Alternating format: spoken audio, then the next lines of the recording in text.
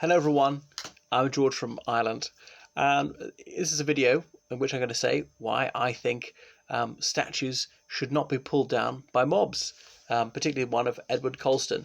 I'm generally speaking in favour of removing statues. Do you know what generally means? That means there are exceptions. Not to say that no statue should ever in the world have ever been removed, but Edward Colston's statue had been up in Bristol for almost 300 years. Now, I'd never heard of him till a couple of days ago, but he was a generous benefactor to the city. How did he make his money? Well, therein lies the rub, because he was a major player in the trade in human beings. So people were abducted from West Africa, shipped across the Atlantic in appalling conditions in these ships, chained up in their own waste matter, brought on deck, forced to dance, had no common language with the sailors or pirates who were taking them into captivity, had no idea where they're going to go, how long this voyage was going to last, were they going to be killed or something like that. A lot of them dying of diseases, thrown overboard. Some of them were just killed because they were too ill to take onto the ship. And after weeks in this horrific nightmare, got to the Caribbean or to the mainland of the American continent, and then forced into slavery, working in those appalling conditions under the lash from dawn till dusk. Many of the women were raped. Some of the men were raped as well. And then they just lived in hellish conditions. So Colston made his fortune off that. He lived in the lap of luxury because of what it did to these people. Of course, there were many countries in West Africa, and these kingdoms went to war against each other sometimes. Those who were defeated were quite often taken into thraldom. So Colston made his living out of trading in Homo sapiens and just managed to consider these people as unpeople. And so the fact that he was involved in trading in our own species was overlooked for centuries. It was known, it was acknowledged. It wasn't thought to be anything shameful or immoral. It was completely legal under British law for him to do that. But even though now it was seldom British sailors or pirates or whatever who directly kidnapped people, they often paid one African country who'd done it to another lot to sell to the Britons the unfortunate people who'd been defeated and taken into slavery. But nevertheless, they were funding it. And yes, occasionally British sailors did go and actually just grab people. And some people resisted and got killed. So that was murder. There's obviously murder, kidnapped, rape, exploitation, every manner of torture. That's how he made his money. So I know that's utterly disgraceful, and words fail me. How do I even begin to describe how utterly ghastly and wicked that was?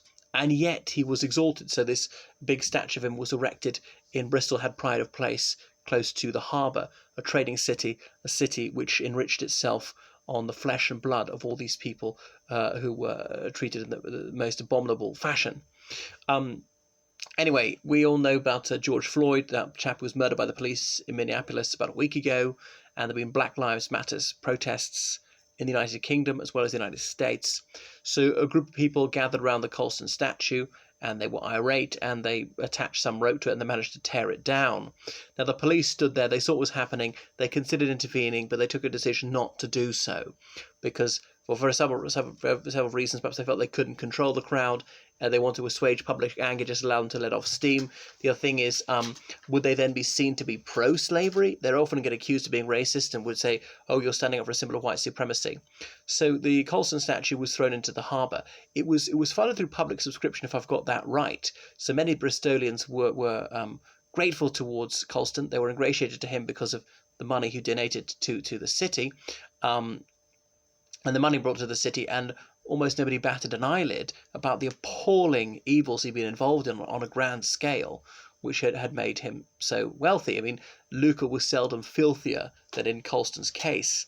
And the mayor of Bristol, he's a black Briton, I can't remember his name, he's a Labour guy, but saying that it was an eyesore he wanted removed from some time. Well, removing it, I mean, I'm generally against removing it. Do I think that what he did in terms of enslaving people was disgusting? Yes, obviously. It was blatantly, utterly immoral. Okay, he gave some money to charity, but that doesn't cancel out all the evil he did as well. But it was a different era in the 18th century. In this country, the view that slavery overseas was permissible was widely held. I know people were dead wrong. Virtually every country had slavery. Now, those who were often taken to slavery, well, obviously they thought it was wrong. They're the victims of it. But people in one country have been attacking others, enslaving others, might have been the victims might have also enslaved others when they had the chance. Just like white Britons were sometimes captured by people from Morocco and so forth, the Saleh rovers, and forced into servitude in Africa. And yet some of them didn't make the connection that, wait a second, this is always immoral, no matter who's doing it and no matter who it happens to.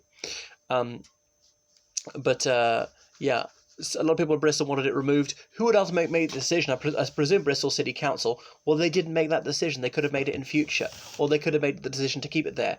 I mean, if you don't like it, tough. There are things you don't like, and we have to live with that. That's why we have a democratic process. So these decisions are made by people voting, by discussing it, doing it legally.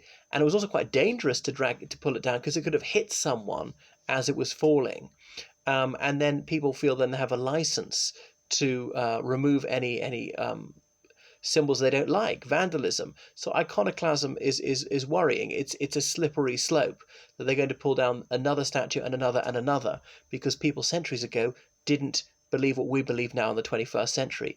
And I know we've advanced ethically, but I still wouldn't tear down every statue of everyone who did something immoral.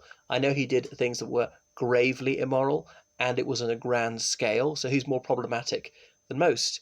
Now let's talk about how about John Guy, that chap who donated the money to build Guy's Hospital in London. Is he to be removed because he made a lot of his money out of the trade in people as well? Or James II, his statue's there beside Trafalgar Square, and he was briefly, if I got this right, president of the Royal African Company, as in before he became king. The Royal African Company traded mainly in people.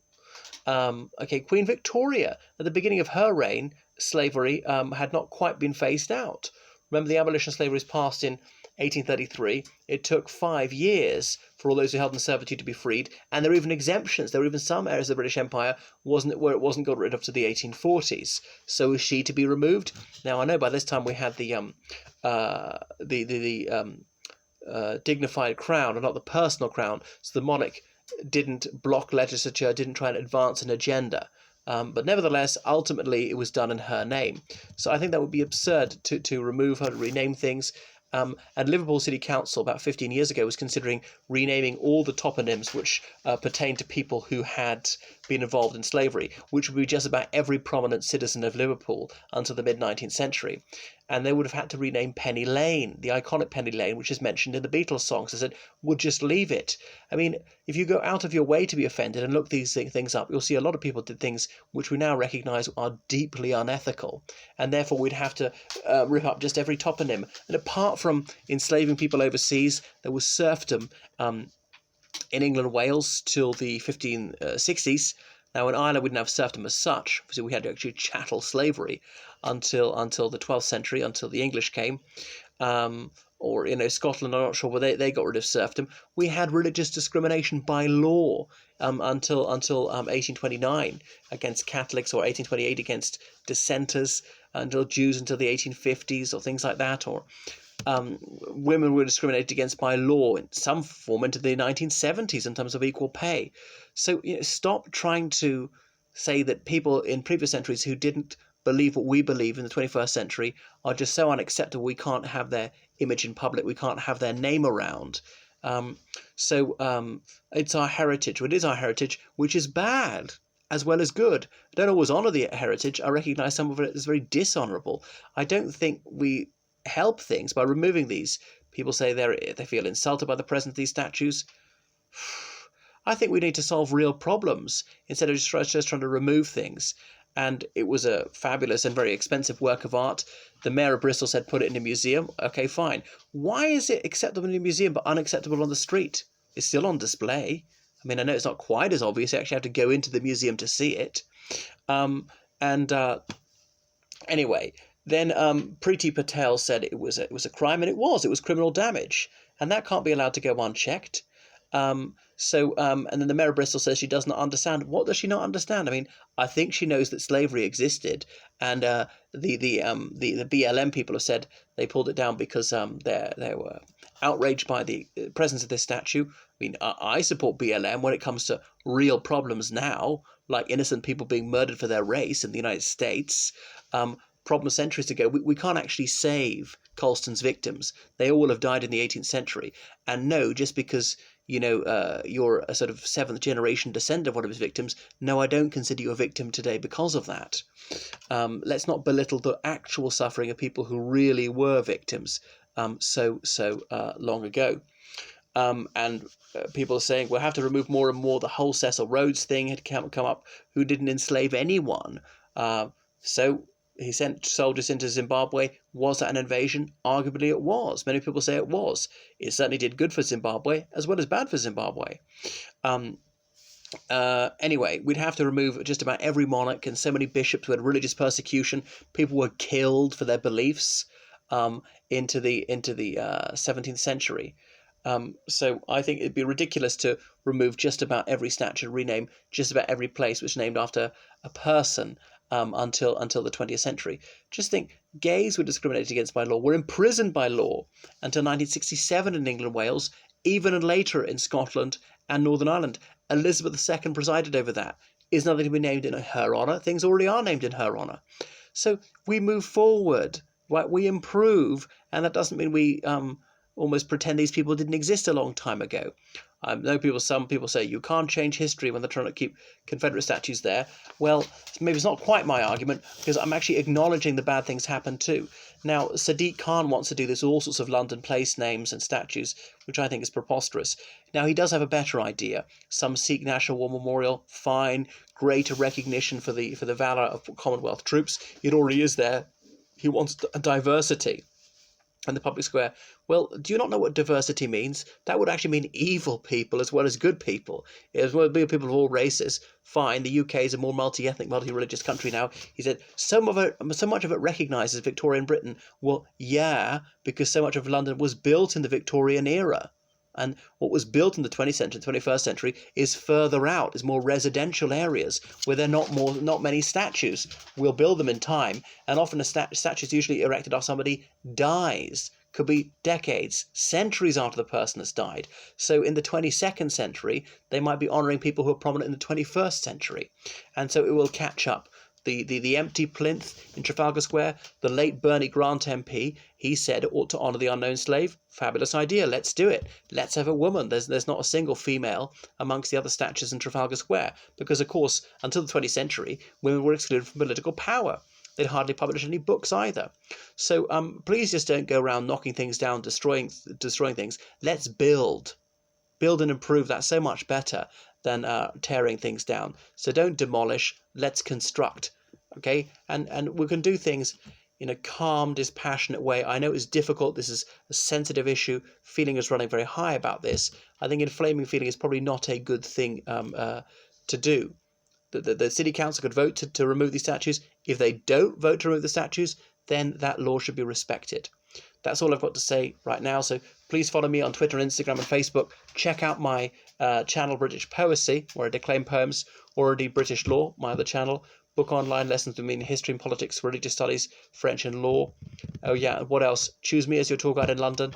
I translate from French, Spanish, Italian, Romanian, Russian, and German. And I edit all sorts of documents. Let me help you with a thesis, a dissertation, or an essay. Toodaloo.